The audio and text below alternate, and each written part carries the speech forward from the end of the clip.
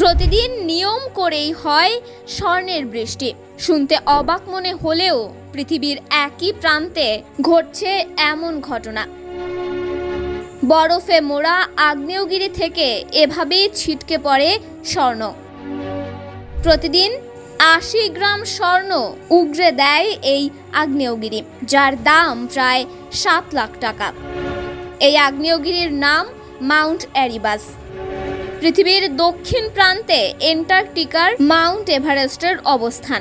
এর চেয়ে দক্ষিণে আর কোনো সক্রিয় আগ্নেয়গিরি নেই। জানা গেছে এই এরিবাস আগ্নেয়গিরি থেকে গ্যাস, পাথর, বাষ্প ইত্যাদির সঙ্গে ছিটকে পড়েছে কেলাসিত সোনা। এরিবাসের প্রায় ১০০০ কিলোমিটার দূর পর্যন্ত ছড়িয়ে পড়ছে লাভা। সেই লাভা পরীক্ষা করেই এমন সিদ্ধান্তে পৌঁছেছেন বিজ্ঞানীরা। আগ্নেয়গিরি থেকে সোনা ছিটকে পড়লেও তা কাছে নিতে পারছে না বিজ্ঞানীরা। এর কারণ হিসেবে বিজ্ঞানীরা বলছেন, এরিবাসের আগ্নেয়গিরি সেখানে রয়েছে -৫০ ডিগ্রি সেলসিয়াস তাপমাত্রা। তাই সেখানে যাওয়া কোনোভাবেই নিরাপদ নয়, মানুষের মৃত্যু পর্যন্ত হতে পারে। অ্যান্টার্কটিকায় প্রায় ১৩৮টি আগ্নেয়গিরি রয়েছে। এগুলোর মধ্যে ৯টি সক্রিয়। তার মধ্যে উচ্চতম হল মাউন্ট এরিবাস।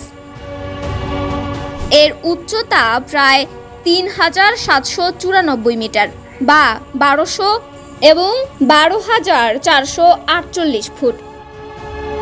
পাতলা ভূত্বকের উপর রয়েছে মাউন্ট এরিবাস, তাই গলিত পাথর ভস্ম আরও সহজে বেরিয়ে আসছে।